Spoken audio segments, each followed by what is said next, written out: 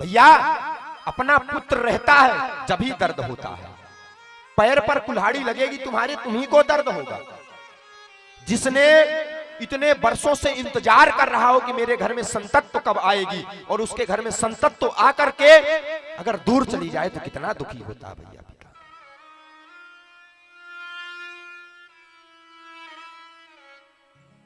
बहुत दशरथ जी के मन में बहुत विचार आने लगे और भगवान के पास में स्वयं बैठ करके कह रहे हैं, प्रभु अब मैं जा रहा हूं, मेरे से बर्दाश्त नहीं होता है। बिल्कुल खूब उनके आंखों पर आंसू आए, आंखों पर आंसू भर करके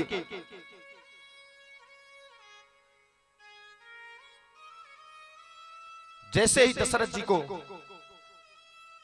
मां कैकेयी देखी तो उनके मन में भी आंसू आ गए कि अब लग रहा है अब ये जाएंगे, नहीं रुकने वाले।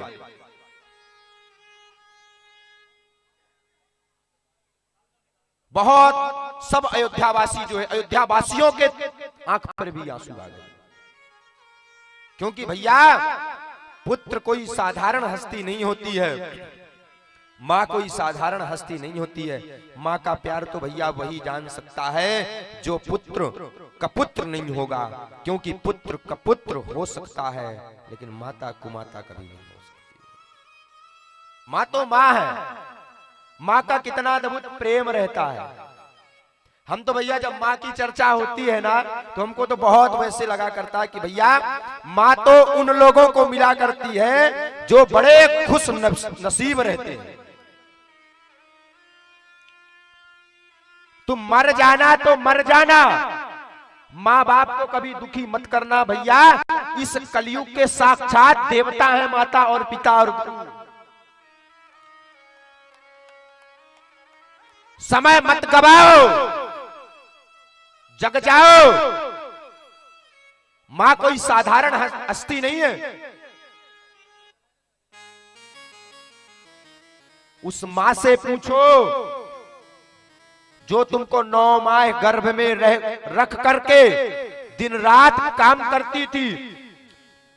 काम करने के बाद भी ये सोचती थी कि मेरे लल्ला को कोई तकलीफ ना हो। मां के बारे में उनसे पूछो जिनकी मां बचपन से गुजर गई है। मां का प्यार कोई साधारण प्यार होता है। तुम्हारा पिता दिन रात मेहनत करके सुबह से शाम तक 500 रुपए कमाता है बेटा, लेकिन तुमको जो है ना 1000 रुपए का कपड़े पहनाता 2 दिन की कमाई का। मां तो मां होती है। अपने कथा में आ रहे हो ना, तुम आज से आना बंद करो, भाग जाओ। भगवान की पूजा कर रहे हो, तुम आज से पूजा करना बंद कर दो। लेकिन एक बात कहे, तुम अपने घर में बैठे हुए माता पिता को तुम आज से पूजना चालू कर दो ना। मां तो मां होती है। मां तो ममता की मूर्ति है। मां तो एक मां ही होती है। उस भजन को तुम कभी दिन में एक बार सुना करना। तू कितनी अच्छी है, तू कितनी प्यारी है, प्यारी प्यारी है ओ मां। मां शब्द साधारण है नहीं। उनसे पूछो कि जो जन्म देते ही जब डॉक्टर कहता है ना या तो मां को खतरा है या तो बेटे को, तो भैया मां तो कहती है पता कि मैं मर जाऊंगी तो मर जाऊंगी, लेकिन मेरे बालक को कुछ नहीं होना चाहिए। मां से कितनी आस्थाएं तुमसे जुड़ी रहती है। तुम्हारा बाप दिन रात मेहनत करता है तुम्हारे लिए कि मेरा बेटा इंदौर जाए, इंजीनियरिंग करे, कलेक्टर बने, लेकिन तुम जो है ना समय गवा करके जब रात्रि में पिता सोता है ना तो वो सोचता है कि भैया मेरा बालक बाहर गया होगा तो पढ़ रहा होगा। तुम गुलछर्रे उड़ाते हो, समय बर्बाद करते हो, जग जाओ, माता पिता का नाम मत डुबाओ भैया। पुत्र तो वही है जो अपने माँ की गरीबी देख करके आगे बढ़ जाए, इतना बड़ा बनो कि जहां खड़े हो जाओ ना तो लोग कहें कि भैया फलाने का बेटा खड़ा हुआ है। इतना मत गिर जाओ कि कहीं भी खड़े हो तो कह दे कि भैया इसका बाप इतना खराब था, इसका बेटा इतना खराब, उस पिता पर क्या बीतती होगी यार। हम तो ये कहते हैं,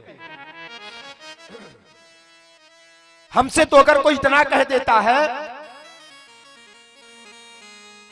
कि भैया माँ की बात कर देता है तो हम तो बहुत वैसे हो जाते हैं कि भैया माँ तो माँ होती है, माँ जगत जननी है, माँ है। हम तुमसे एक ही प्रार्थना करेंगे, ज्यादा नहीं कहेंगे।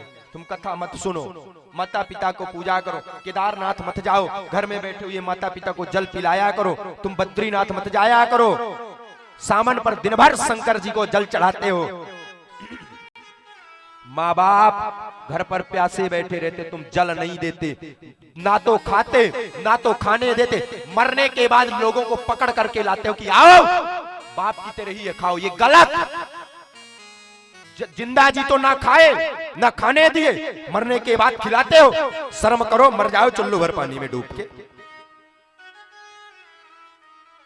कहते हो पिताजी खा लेंगे,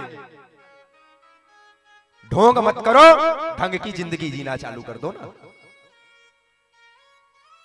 रोल की जिंदगी जीने से अच्छा रियल की जिंदगी जियो। चित्र मत खींचो, चरित्र खींचा करो। भय बदलो, भाव अपने आप बालाजी के चरणों से तुम्हारे बदल जाएंगे।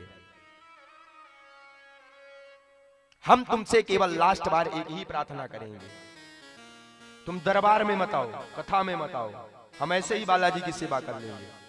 लेकिन तुम माता पिता की सेवा करो, दावे के साथ कहते तुमको दरबार में बैठने की समय नहीं मिलेगा, पहले ही तुम्हारा समाधान हो जाएगा। क्या हम कहीं भटकते हैं? नहीं।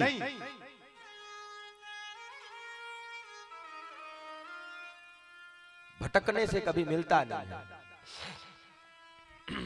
एक संत जन के चरण पकड़ो,